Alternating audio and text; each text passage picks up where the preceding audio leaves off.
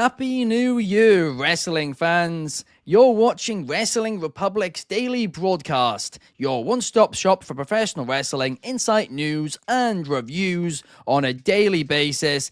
I'm your host, Ben Allison, and today we have an absolutely stacked show. We are going to be giving our wildest predictions for 2025, as well as talking about Omos capturing a title over in Japan earlier today, and of course, WWE has now arrived on Netflix, and we got to talk about that. And of course, Dynamite is tonight, so we'll give that a little bit of a preview as well. But joining me here today, let's kick things off with Clark Taylor. Clark, what is your New Year's resolution this year, if you have one? Oh, no, I'm just going to stay the same old Clark you know and love, of course. But if I did have one New Year's resolution, it is to finally prove to everyone that Cody Rhodes is really a heel. Oh, New Year, my friends. That's a big one. That's going to be difficult, mine. But listen, if anyone can do it, Clark, you can do it. Personally, for me, I'm going to try and read 10 minutes a day. That's what I'm going to do. 10 minutes a day healthy. reading. Yeah, probably By something I should already be doing. I'm going to try and start. Also joining us today, we got Jordy In The Bank. Jordy, what is your New Year's resolution, if you have one? My New Year's resolution, I've got a few. It's going to be a big year. Try not to cry every time John Cena's on screen on his farewell tour. That's top of the list. That's good. Go to Disney as many times as possible. That's always on the list. And watch more AEW. So that they're all great ones, and I promise I will succeed with all three. Nice. Apart from probably the first one, I won't succeed with that. Yeah, I'm going to be blubbering like a baby. Well, this is the perfect show as well to get you more into AEW, because we will be previewing tonight's Dynamite later on in this show. Happy New Year, Wrestling Republic, says Numero 1 Superfly. Happy New Year to you as well. We've also got Bobby Batista in the comments. Shout out to you. Happy New Year. Let's dive straight into things and talk about our wild predictions for 2025. Now, we did this a couple of years ago, and Soul very famously predicted that there was going to be a fatal four-way at one of the AEW pay-per-views for the AEW championship between the four pillars of AEW. And it was so specific. He literally said the pay-per-view, MJF wasn't even champion at this point. He literally said it all. And then it happened exactly like he said it. And It is still just crazy. So this segment, in the past, things have happened. Clark, kick us off. What is your wildest prediction for 2025 in wrestling? So I'm going to start with one that's not that wild, but I've got Cody versus The Rock happening this year without question. In my eyes, that is going down 100%. Another wild one that I think is interesting is I actually will wildly predict that we get one final iteration in WWE of Jeff Hardy versus CM Punk at some point in this calendar year. I'm calling that early. I think we'll get Jeff and Punk one last time out of left field. That would be absolutely crazy. I'd say I love to see it. I actually don't think I would love to see it. I don't think I would either, but I'm afraid it could happen. And I was thinking of wild predictions, so I'm throwing it out there. Like, I do think it's possible. Like, they've had so many good matches. I'm like, it's not going to be the same now, is it? No. So let's just leave that in the past, maybe. But that could well happen. What about you, Jordy? What is your wildest prediction for 2025 in the sport of professional wrestling? Well, I know everyone's probably thinking you're just going to say something to do with John Cena, and you're absolutely right. So I'm predicting for the third time in a lifetime this year, we will see John Cena versus The Rock. And I predict it to be a Saudi event, if I'm honest. So yeah, I think the amount of money, the level, the stature of these two, how big the names are, you know that this year is the final year that it can happen, because John Cena's made it very clear that after this, like, he won't wrestle again. I don't know if The Rock himself will want to pass upon that opportunity. I don't think WWE will want to pass upon that opportunity. It is 1-1. If you're putting it towards the end of Cena's farewell tour, because I do think he'll lose on his way out. Because I think he'll want to. I think he'll have made that clear from the off. But if you want to let him have one last big win, I think it being against The Rock, people aren't gonna be mad about that, because that's not a case of kind of burying younger talent, is it? That's a case of kind of two veterans going up against each other for one last time. It could be one last sort of big celebration, get the confetti out. I don't know, but we'll see. Maybe it could be for the crown jewel ring. Who knows? That one would be absolutely crazy. I hope it's not, because no way will they be champions as well. No, I don't think so. But hey, that's more of a wild thing, I guess, than saying just that they'll fight again. But no, that's wild, to be fair, especially The Rock wrestling at a Saudi event. That would shock me. Yeah, well, I'm here to shock people. It's 2025. Yeah.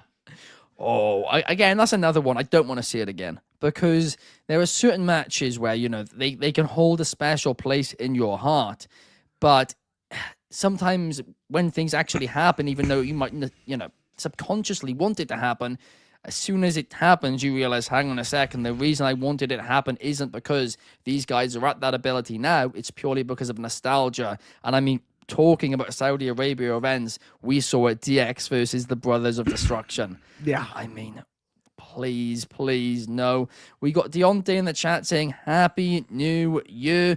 We got Bobby Petito predicting JC Jane will turn on Fallon Henley. That could be interesting. That is a hell of a shout. And Numero One Superfly is predicting that John Cena brings back the Thugonomics persona one last time, the first TNA x WWE PLE crossover, and Cody Rhodes turns heel. And where's the cape too? That escalated so quickly at the end. Wait, what? Turns heel by punt kicking a fake baby and wears a cape too. Goes full Gene Snitsky. He's going full Gene Snitsky. And then he's donned the cape. I don't hate it. Kobe's asking who would do the carrying, and I presume Cena versus Rock. I mean, yeah, they're both carrying each other to the retirement home in that match. That's what I would assume they would use some of the younger stars to carry the luggage. Wait, what does he mean by that? Cena would win. That's what would happen. That's all I would care about seeing. The Rock's putting himself over. That's what he's doing. You want a rubber match? I think a tie game's good enough. Yeah, I think it's perfect how it is. I don't think we really need to, do any more. Now, I got two predictions, right, for my World 2025 predictions, because my actual prediction, I'm not sure if it's wild enough, and that is that I think we're going to have 5 or more AEW stars or former AEW stars debut or return to WWE. The first time that's happened. It's never happened before. Such a soft one, Ben. Okay, well, that's an obvious one. That's not wild. The second one, right, is one I don't know how I feel about it. Obviously, we don't know. Things haven't been cleared up yet. There's a lot we don't know, of course. But I do get the impression, I do get the feeling that Brock Lesnar will return in 2025. I think we will see him back in a WWE ring in the next 12 months. For good or for bad, I think it is going to happen.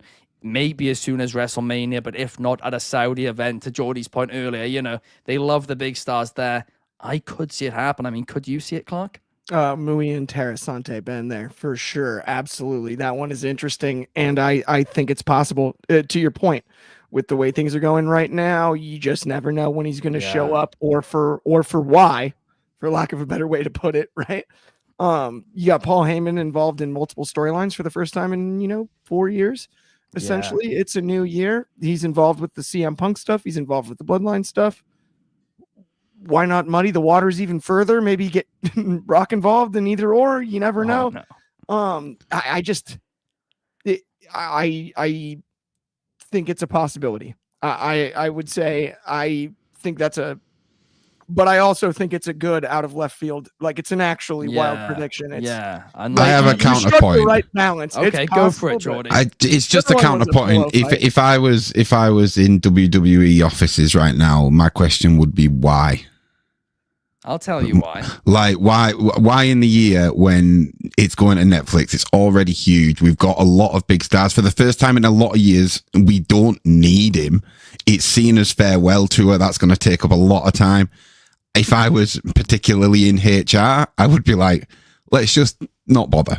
And we'll leave it until maybe things are a bit more clear and give it another year, because this year we're going to be pretty blocked up with a lot of stars, a lot of big matches, a lot of things people want to see. It's not something we need right now. Let's leave it as an ace up the sleeve to pull maybe when we're a bit backs against the ropes and need a big star to pull out of the bag. Well, my counterpoint, or the counterpoint, is firstly, I do agree with you in terms of, I mean, from a HR point of view, you know, we don't know the details as well, so I'm not going to get No, into that. yeah, of course. It's just, there's a question mark, isn't there? There's a question mark. It's going to get you bad press, because no way are they going to submit evidence, you know, if there is any that proves his innocence. They're just not going to release that. But the reason why I think they will do it, there's a few reasons. Firstly, yes, obviously, a lot of people are excited for WWE right now, but he is a huge draw for them. And yes, a lot of people are watching, but even more could watch, right? Mm-hmm. And if there is, like, you know, there's John Cena on Raw, well, over on SmackDown, maybe let's put Brock Lesnar over there or something like that. But I also think the amount of history which Brock Lesnar has in this company, I mean, he ended The Undertaker's streak. I genuinely think, for better or for worse, and it probably is for worse, if there's a way they can get him on screen, I think they want him on screen just so they don't have to X him from WWE history. Mm-hmm. And it's bad, but I do think that's what's going to end up happening. And I do think it will happen in 2025. Kobe says WWE didn't need CM Punk. Bobby Petito says Tate Mayfair's will win the Progress World Championship from Luke Jacobs. That's is an interesting shout. No doubt about it. Sean is saying, I predict Roman Reigns and the Bloodline OGs are done, and Bloodline 2.0 aren't going anywhere. Sean Ellis. Yeah, I mean, I agree with both of those. Sean Ellis also says CM Punk is a major player in WWE. I think that's already the case now, isn't it? That's not a wild prediction. I think he was just correcting Kobe on. I think Brock and Punk are different, but no, you never. Yeah, I know what you mean. He will always potentially draw people. It can be seen, but I just think you've got a lot of draws right now. I wouldn't bother personally, but we don't know how they think. Comments fight. Sorry. I think if they think they could get Brock Lesnar back tomorrow, I think they do it. That's the thing. If Lesnar says, I want to come back this Friday on SmackDown, and they, you know, think that it could happen okay-ish, I think that they do it without a shadow of a doubt. But talking about something which did happen today, let's talk about Omos, shall we? Because today, over in Pro Wrestling Noah in Japan, Omos, of course, appeared. He was the surprise entrant in the tag team title match, but he actually won the tag team championships, right? He's now one half of the GHC tag team champions.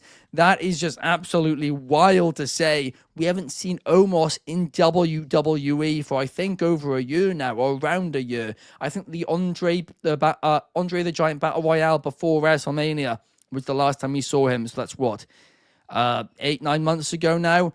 But he did show up in Noah, and he is a tag team champion there. And I'm really happy about it, because he is somebody who is just so underrated, I feel like. Yes, he's not the best in the ring, but the guy looks like a star. He's the tallest superstar we have literally seen since Andre the Giant, as far as I know.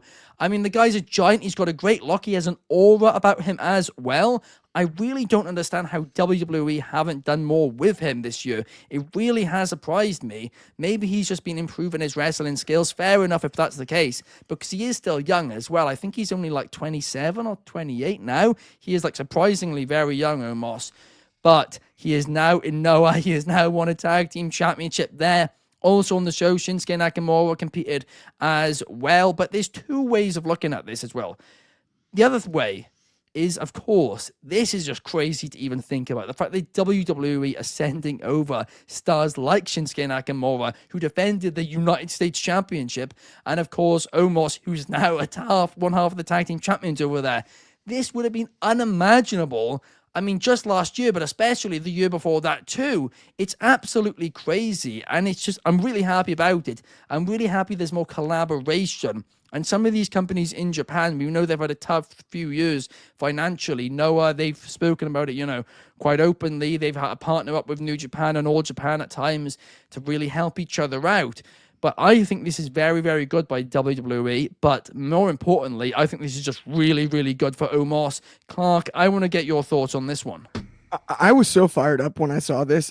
Jordan Megbaden, Omos, I think it is once in a lifetime, right? The guy is gigantic. The look, he's also a better athlete than people realize. You mentioned maybe some struggles in the ring earlier in his career. How about having some reps in a situation like in Pro Wrestling Noah, not necessarily on WWE TV, to bridge some of those gaps? Let the guy develop. He's still young enough as well. On top of that, and this is something I thought they should have done long ago on WWE television. Pair him with somebody like Jack Morris, who has some charisma in his own right, and he can be the Mariano Rivera, the closer, the big deal, the hot tag, whether it's heel or babyface work. Most likely heel work with Omos, but like, he's the one that, oh no, he steps over the top rope and he comes into a tag match from tag match psychology standards. There's not a better look than that. Business is about to pick up, to quote Jim Ross, as soon as he steps over the top rope, not through the middle rope. And I love this. And I love this for Omos's future. I think this is the start of something really special. And we could see Omos actually reach the heights that we know based on potential and pure just looks, talent, and physical gifts is possible. I think he can reach those heights now. I really hope you are right. And we got a really fascinating comment here from Bobby Petito, who's asking, which WWE wrestlers would you guys like to see go to Pro Wrestling Noah or Marigold this year? I mean, this is a great question. I mean, personally, I'd love to see Dakota Kai go to Marigold and have a couple of matches there just to remind people how great she is in the ring, because she's been showing it in glimpses on Raw, of course, but I do feel like people have forgotten. And of course, it was the same for Tegan Nox, and I said the same thing about Tegan Nox, but of course, unfortunately, she's no longer with the company now. I mean, Clark, did any names come to your head? Javon Evans off the top of my head, because he signed so young. To give him experience in a company that's not WWE and inside of a ring that's not WWE, that's instantly what I thought when I saw this question was Javon Evans. It makes, right? We've seen stars like Bianca Belair flourish, just signing with the WWE system that young and developing through the WWE system. This is a unique opportunity. You have someone like Javon Evans. Bianca's proven it doesn't necessarily matter fully, but to give him experience outside of the WWE, just to show him what things look like, extra ring work, all of that at his age, I would love to see Javon Evans do something over there in Japan. I mean, if you look at Anna Jay over in AEW, she, of course, went for the excursion for the tournament over in Japan, right, and she came back significantly improved. Like, you could just see it. So for Javon, I mean, listen, maybe he doesn't learn too much if it's just a one-off match, but even if he learns something, it's worth it. It's getting him out there a bit more. I mean, I would absolutely love that. I'd also love to see Pete Dunne go over there too.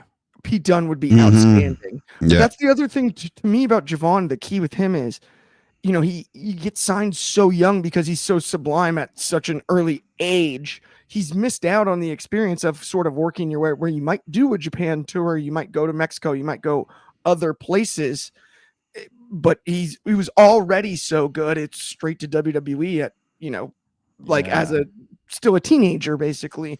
You give him the opportunity to get some experience, a little bit more worldly, traveling and all of that over to Japan. I think Pete Dunne would be, just from an in-ring standpoint, though, by the way. Sorry. ADHD out there. Javon makes a lot more sense from a business standpoint. But selfishly, Pete Dunne, one-off match, I'd love it.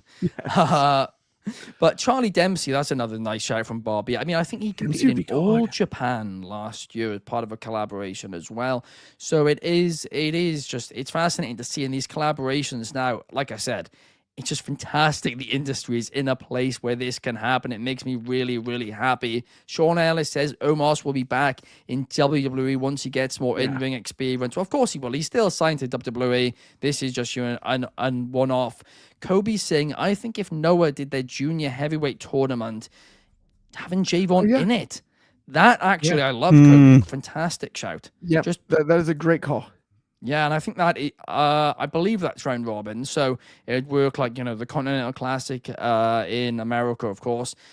Sean Ellis is predicting that Cody Rhodes turns heel as well. That Clark said he already is. I'm all over that one. Yep, totally agree. But I think he already is one, though. I don't know. Yeah, I was about to say, you're going to have people arguing all year whether he has or not. That's the thing. That is going to be the thing about this heel turn. He's been exactly. He's been a heel this whole time. Homelander isn't portrayed as the villain, is he? He's portrayed as the hero. So that's true. The wool over all of our eyes.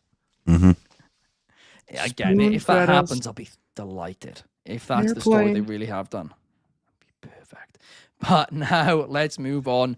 In fact, before we move on, I actually want to talk to you guys about one of my favorite things, of course. That is Demand Progress Plus. It is a new year, and as we're about to get into in just a minute, the WWE Network is dead. So if you're an international viewer, somebody in the UK, Canada, wherever, where the network is now dead and everything's moved to Netflix, well, you might have a few more bucks in your pocket. And if you do, then there's no better way to spend them on wrestling than Demand Progress Plus. It is the home streaming service of Progress Wrestling, Defy Wrestling, TNT Extreme Wrestling, and a lot more. It is fantastic. It is easy to use. It is user-friendly. It is delightful.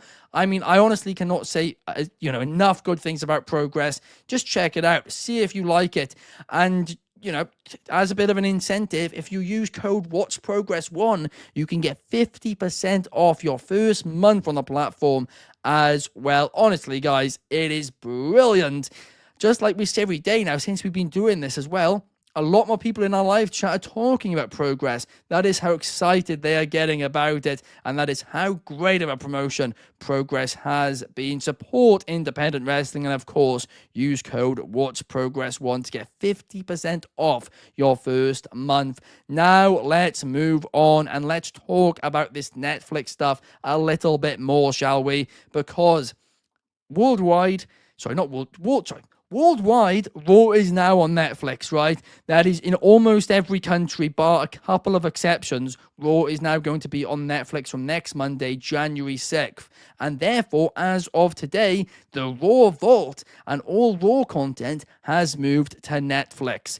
And the Raw Vault includes over 100 episodes from 1993, 94 episodes, So 4 episodes, what am I saying? I completely misread that. Basically, it includes over 100 episodes of Raw. It's not every episode of Raw, but it's the key ones.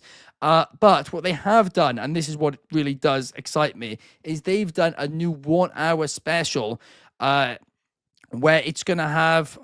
it's gone off my screen. Here it is. They've done a new series of 1 hour specials with Big E hosting it, where they talk about moments from Stone Cold, Cody Rhodes, John Cena, Batista, and more. The series currently has 20 episodes, and I believe more are going to come out as well. But I mean, some of them, I think, like 3 hours long. They basically just released like 20 documentary series on 20 superstars.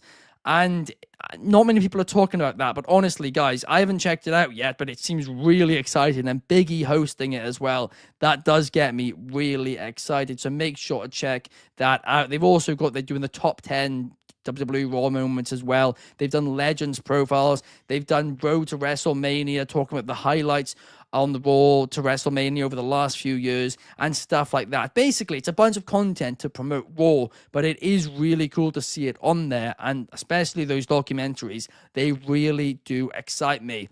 But worldwide, the rest of the world, outside of America, the UK, Canada, and most other countries, the entire WWE Network is now on there. Now, unfortunately, it's not actually everything. They said everything was moving over. It's really not. There's no WCW. There's no ECW. Heartbreakingly for me, there is no NXT UK. I am not happy about that at all. Hopefully, one day they will arrive. But so far, well, we'll just have to wait and see. But it is crazy now. WWE content is on Netflix. And here's another really fascinating stat for you guys, right? There's about, I think it's 42,000 hours of content on Netflix in the UK right now. Meanwhile, the WWE Network had about 20,000 hours. So if they were just overnight, decided they wanted to add everything to the platform, WWE would be 1/3 of Netflix, which is just an absolutely crazy stat if we ever do get to say that. Jordy, what is your take on all of this? WWE is Netflix. You're muted. The curse of the mute button. Oh, it's because I was moving my mic and I didn't want you all to hear it. But WWE is Netflix. You're absolutely right. It's huge. It's huge news. It's one of them things that for the kind of more hardcore, diehard wrestling fans like ourselves, especially me and you, Ben, because we've had the network in the UK for the longest time now, it's a loss for a greater gain, isn't it? We're losing all that back content, but when you look at the amount of eyes that WWE is now projected onto in comparison to what it was when it was on TNT Sports in the UK, just for example, like I know an awful lot more people have Netflix than have TNT Sports. It's going to pop up on people's, you viewed this, or would you like to see this? It's going to pop up on people's, top number one in the UK right now. All those things is going to be trending. People are going to be talking about it. It's a great thing, potentially. It's still a risk, it's still kind of the first time that I can remember that something as big as WWE is throwing all its eggs in one basket in terms of Netflix. Like, we know the Premier League is huge in the UK, but once a year at the minute it goes to Prime, or twice a year, and it's great. The coverage is genuinely really good, but we're still yet to see anybody kind of put all their eggs in the basket and go fully into a streaming service. And it's probably the way of the future. Obviously, WWE had tried to go back and do it themselves with the network and have now kind of figured out that it's cheaper to let someone else do it for you, and then you just kind of give them the content. But it's not the first time I'll have seen WWE on Netflix, because I remember sort of 10, maybe 12 years ago now, I used a VPN to go on US Netflix, and there was some old school WWE kind of pay-per-views and documentaries on there, and it got me into wrestling back then, because I'd kind of phased out a little bit of it, and seeing them on there hooked me back into it, and I started watching it full time again back then. So I know firsthand that can and will happen. And there's also the casual fan, which, listen, I'm not going to get into an argument with you two about, because I know there's been some heated discussions about that term in the past. But what I'm saying is people who maybe find it a bit difficult to catch up on Raw right now, or catch up on SmackDown, it's going to be so easy for them. My wife, for example, she'll always watch the PLEs, but because it was a bit more difficult to get to watch Raw or SmackDown if you don't watch it live and stuff like that, she never really caught up on it. Now it's going to be click of two buttons and it'll be there ready to press play. So it's a different ball game, and I'm excited to see, especially the first episode. It's like a PLE standard. We've seen PLEs with cards not as impressive as this. Like, it's going to be a huge night next Monday. No doubt about it. I am so pumped up.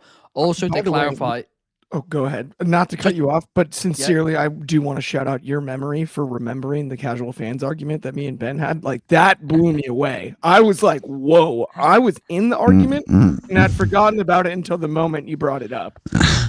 Well, don't argue about it again. I think that is gonna prove my prediction. But anyway, that's a completely separate point. Just to clarify as well, the Big E documentary series, and it's not about Big E, but it's him hosting it, about 20 other superstars. And I think some of it is matches maybe too, which gets the lengths up, I'm guessing. But that is on Netflix in the US too. So it is the rest. So anything to do with Raw and the top moments, all that, the top 10 lists, all that is all on Netflix worldwide. The old PLEs, the SmackDowns, the NXT Vault, all of that is only UK, Canada, and anywhere else where the network has now moved to Netflix as of today. But talking about things moving to streaming platforms, WWE is not the only one who has moved to a streaming platform today, because of course, as of today, AEW is now on HBO Max in the United States of America. This is big news. Currently, it's only the 2019 stuff and the 2024 stuff, but they said that over time, over the next few months, more years will be added. They'll connect the dots, and eventually, AEW's entire content library will be on HBO Max. That is huge news. And of course, tonight's episode of AEW Dynamite will be live, not just on TBS as usual, but it will also now be live on HBO Max as well. What's the thing that they're calling it? Where it's Simulcast. That's it. Simulcast. Simulcast. I mean, listen, Simulcast. you said, Jordy, you know, that WWE are putting all their eggs in one basket, and they are. AEW have gone for the different approach where they're putting it on streaming and on TV. No matter which one you have, you can watch it. A great move by them there. Obviously, they can do it because they're owned by the same people and all that. That's the reason why they're able to do it, unlike WWE, because Netflix isn't owned by somebody who does have a TV station. But it is big for AEW, and tonight they have a big card to kick things off. Firstly, we have Rated FTR, Adam Copeland, Dax Harwood, and Cash Wheeler taking on Jon Moxley, Claudio Castagnoli, and Wheeler Yuta.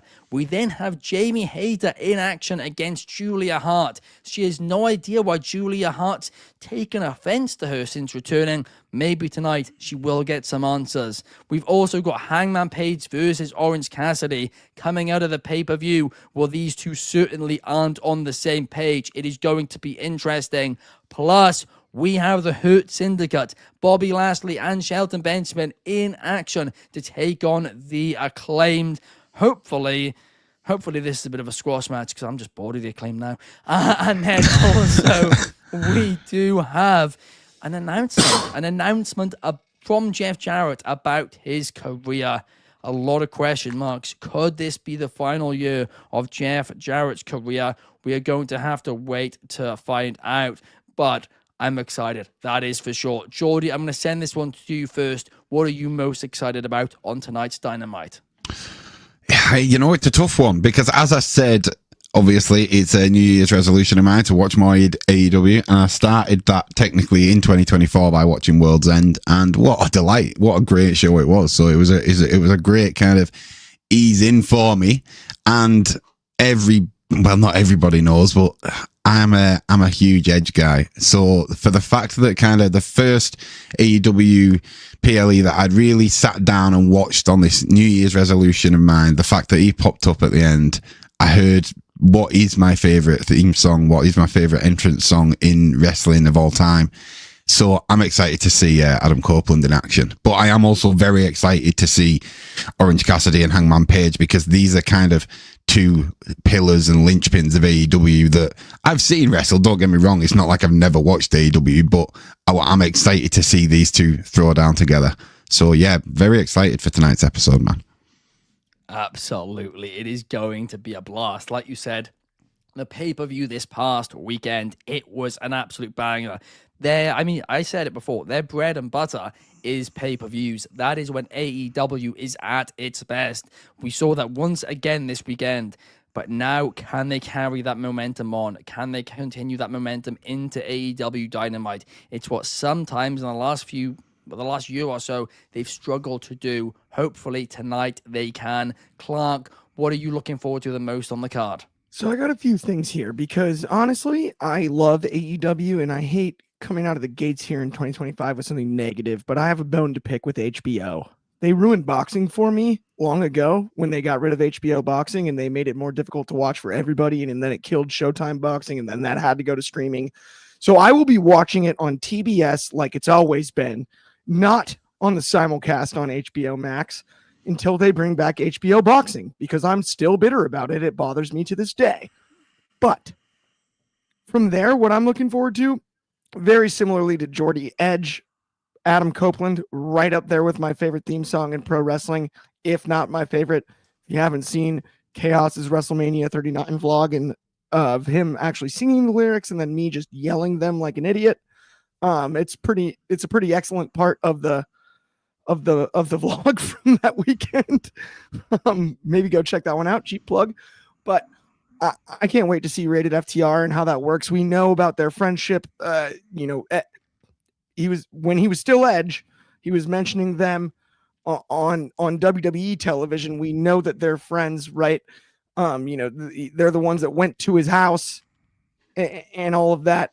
I'm excited about that. I'm excited to see what AEW can do this year. I think it's new year, new momentum, coming out of World's End.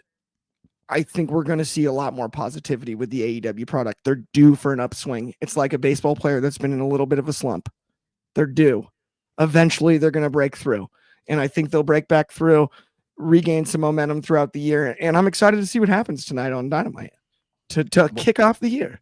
Well, the thing is, as well, that swing has actually somewhat started to happen. The last month or so, people are being a lot more positive about it once again. And this is an interesting point, right? Because a big part of that has been the hugely successful Continental Classic tournament. Yes. That is now over. So tonight, they've got a job to do, and it's a big job. It's to keep that momentum going. Give viewers a reason to watch AEW Collision next Saturday. The tournament's not there anymore, so give them an incentive to tune in instead. They have some of the heavy hitters back again now. We mentioned Adam Copeland, Kenny Omega too. This weekend, he will obviously be in Japan, so he can't be there.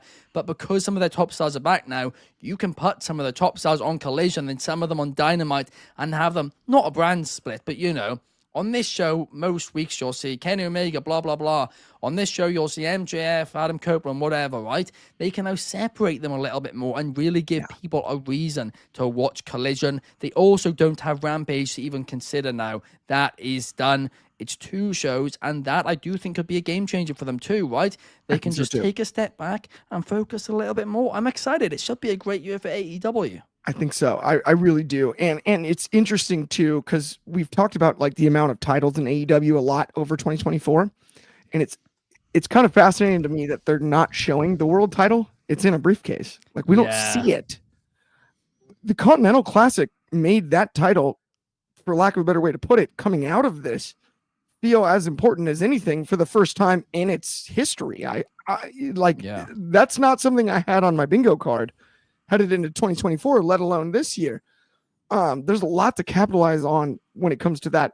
What we saw Ospreay do as well. I'm not sure if we'll get an Ospreay appearance, but can you be more over with the fans than he was with the tape on his head challenging Okada in that one? It's right there. I'm very curious to see what they do with Max coming out of all of the shenanigans there. I mean, 6 rings, we saw it. I'm waiting for the t-shirt. I'm waiting for the t-shirt, but got to do something about that. And it doesn't seem like it was the stamp on the him and Adam Cole beef. Oh, it should be. It should be done. That needs to. It should be, but I think they attacked him after the fact. No, but no. Well, they didn't attack. He was attacking them, and then they thingied back. I think what they were doing there, I think that was the final stamp on the feud. I think the purpose was they knew they wanted MJF to win, but they didn't want the feud to have a sad ending. So I think that's why they did the thing with them all standing tall afterwards. I think that was just trying to do like the happy ending for it. But if you know Max's character, he doesn't do happy endings. I completely agree with you. It's rubbish logic, but I don't. I think they know the storyline's just so bad. Like none of that story for the past 3 months has made any sense. So I think they've just known we've just got to do something, and this is the way to make fans the happiest, and they can both move on to way bigger and better things. And that's true. They gave MJF the ring back as well. So I think that was a clear symbol that this is done, hopefully. I would hope, but you never know, man. You do never know with this one. You never know. please move these guys on to different and better things. Numero one Superfly is saying Jeff Jarrett will announce possibly at the end of the year he will have his retirement match at World's End. I could very well see that happening. The final year of Jeff Jarrett. You are going to have comparisons to John Cena's retirement run, though, if you do the exact same time frame. It's wild, him and though. Jeff are like the same thing. Credit to Jeff, No, though. but I mean, the the fact exact same that time, people are gonna the make fact that that them two are retiring in the same year is absolutely wild. If that happens, like that is crazy. That is mental. First guy I think when I think John Cena is Double J. Those guys I just mean the time frame. You know No, I know what you IWC mean. I know what you mean. To if Jeff Jarrett announces today, I'm retiring at the end of the year, he might as well. Yeah. No, might as well hit the trumpets and wear some sweatbands. Like I agree. What happens. I hear you too on that, Ben. Honestly, my real point is just like it's such a silly comparison to make. Even though it is, but people are going to make it. Even though I should agree that it would actually be made, it's just such a goofy. Like it's like he should announce, and actually maybe this. I mean, I don't know. He could announce he's going to retire at in Texas at All In, because that way you won't have those same comparisons, and it'll be such a big stage to retire on AEW's first American stadium event. Who do you see as and they need to sell them tickets. Like in less than 30 seconds, who does everyone see as the final opponent? For who? For Jarrett, for Double J. Oh, I don't know. Because I'm going to go Jay Lethal out of the gate. Oh, I was about to say Jay Lethal. Going Jay Lethal. Honestly, wouldn't know, mate. Well, because did we get Black Machismo back too? Is that the rumor? We might see a little Macho Man action. No, Bobby's saying, why don't you put Jericho and make one of them retire at least? Man, put it in a retirement match. Career. Yeah, career versus career. At least one of them goes. Like that's the slogan. At least one of them goes. I like them both. If Jarrett goes until 2026, even if it's the first day of 2026, then he's made it to 40 years. Oh yeah, go on, Jeff. You can't end it on 39 years. Kobe, what have I told you about math? Why are you using logic, Kobe? Yeah, what did I tell you about math? Yeah, is it late 2026 though? If it is late 2026, then maybe that is just too long. He might get injured halfway through a farewell run, and then come back at the start of 2026 and say, "I'm finishing my tour." April 6. Could he make it to April? WrestleMania. That thing. Oh, you think he makes a Rumble appearance? Open that forbidden door? No, they're not one opening last that time. One. That door, I think. No, that's bullshit. That's the shit. one door. That's not happening. Hey, It's not even a Especially door. now with the That's streaming wars. That's a wall. That's not even a door. It's been concreted up.